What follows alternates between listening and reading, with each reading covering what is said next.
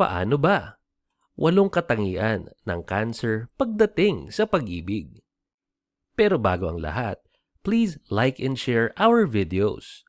Pwede rin po kayo mag-comment ng inyong mga experience sa ganitong topic. Muli, balik tayo sa ating video. Ano ang unang katangian? Ang ilan sa mga katangian ay empatiya o empathy.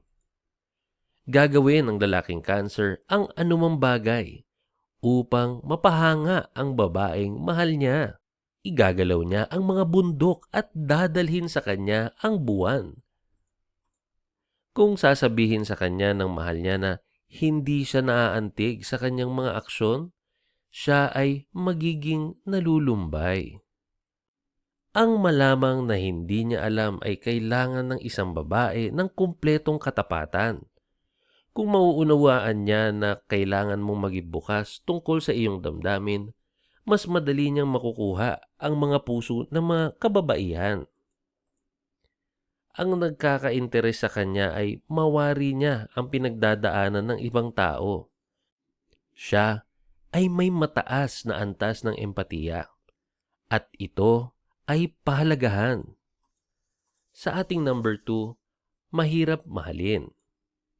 Ang lalaking cancer ay mayroong likas na pangangailangan upang makabuo ng isang malalim na koneksyon sa taong mahal niya. Kung sa ibang pagkakataon naman ay siya ay nasaktan na dati, magiging mahirap para sa kanya na magbukas at maging kanyang tunay na sarili. Mahinahon siya. Hindi niya nais na makilahok sa mga argumento at away. Kung nagagalit siya tungkol sa isang bagay, tatahimik siya at gugugulin ang sarili mula sa loob. Dahil hindi sila mahilig or wala silang interes makilahok sa mga argumento, ang gusto lang talaga ng isang cancer na lalaki ay magkaroon ng harmonious na relationship. Maayos, panatag at masayang relasyon.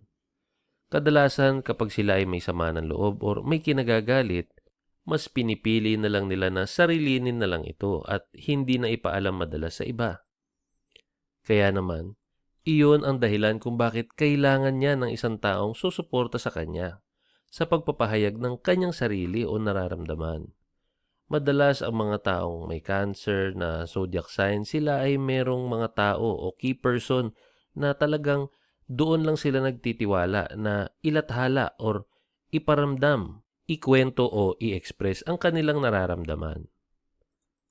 Sa ating number 3, sila ay selfless. Matalino, mapagmahal at maasikaso ang mga zodiac sign na cancer. Ang taong ito ay mapagmalasakit sa mga taong mahal niya.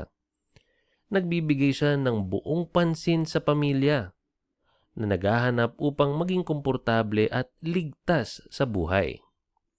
Kung nais mong maging kapareha niya, alamin na palagi kang mamahalin at aalagaan. Romantiko din siya. Ipadarama niya sa iyo ng lalaking cancer na parang ikaw lamang ang babae sa buong mundo. Ganon sila magparamdam at ganon sila mag-express ng kanilang pagmamahal. Sa ating number 4, komplikado. Ang mga taong ito ay maaaring magpakita from time to time ng mga random na emosyon habang siya ay moody at nababago. Hindi siya madaling maunawaan ng mga tao dahil hindi niya nais na ipahayag sa anumang paraan ang nararamdaman niya. Madalas masikreto itong mga taong ito sa kanilang damdamin. Ang kanyang emosyonal na panig ay nakalaan lamang sa kanya. Malapit din siya sa kanyang pamilya kaya kung nais mong makilala siya ng higit pa, dapat mong tanungin ang kanyang ina ng higit pa tungkol sa karakter niya. Kung napalaki siya ng maayos at nabigyan ng pakiramdam ng katatagan, siya ang pamilyang gusto ng karamihan sa mga kababaihan sa kanilang buhay. Siya ay emosyonal at kinakailangan mong maunawaan ito. Ito ay tungkol sa kanya. Kasama ang katotohanang hindi niya gusto ito kapag nakikipaglandian ka sa ibang mga lalaki.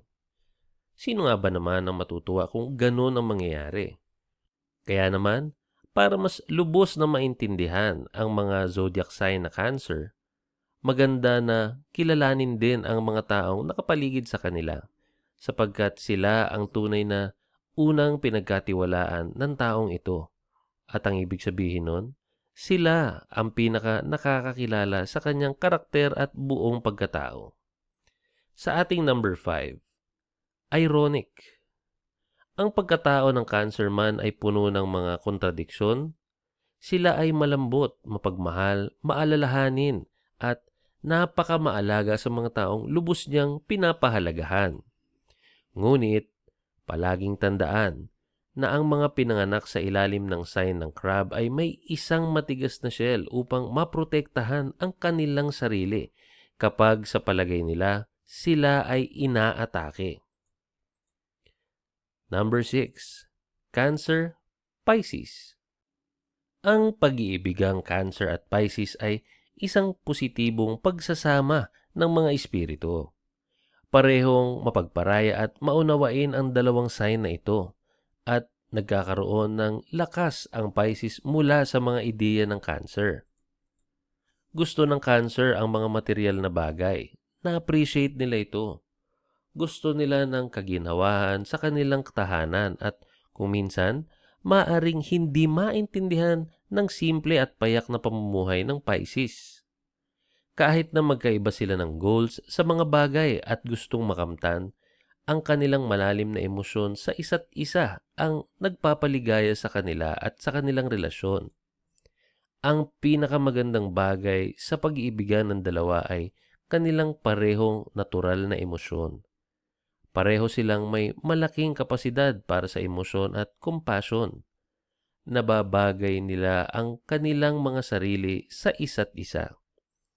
Ilan ito sa mga sinasabi nilang good match na zodiac sign, ang Cancer at Pisces, sapagkat parehas ang kanilang espiritu na nagmamatch ika nga.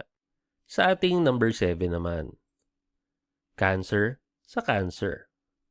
Ang kanilang pares ay may debosyon sa isa't isa. Walang hangganan ang kanilang katapatan. Alam na alam nila ang bawat isa. Nasisiyahan sila sa kanilang naibibigay na commitment.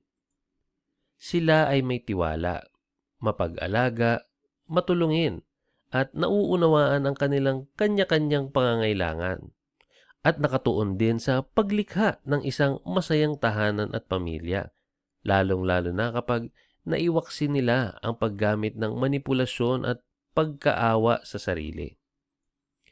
Ang kanilang pagiging emosyonal ay nangangahulugan din ng pagkagalit at pagkapuno. Habang naapektuhan ng mood swings ang kanilang mga sarili, ang emosyonal na manipulasyon ang kanilang bantayan sa kanila. Simbolo ng tubig ang Cancer. Ang instinct at emosyon ang nagpapatakbo sa kanilang relasyon. Kasama ng malalim at malakas na kapangyarihan ito ang pagiging fragile. Dahil ang damdamin ng Cancer ay madaling maapektuhan at madali ring masaktan. Ika nga, sila nga ay very emotional.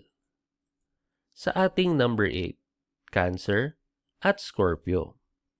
Kapag Cancer at Scorpio ang mag-iibigan, ang magiging resulta ay isang relasyong ipagsasama ang enerhiya ng dalawang sign na may malalakas na emosyon. Ang ganitong mga sign ay kadalasang nagiging maganda ang pagsasama. Nababalanse kasi nila ang lakas at kahinaan ng bawat isa.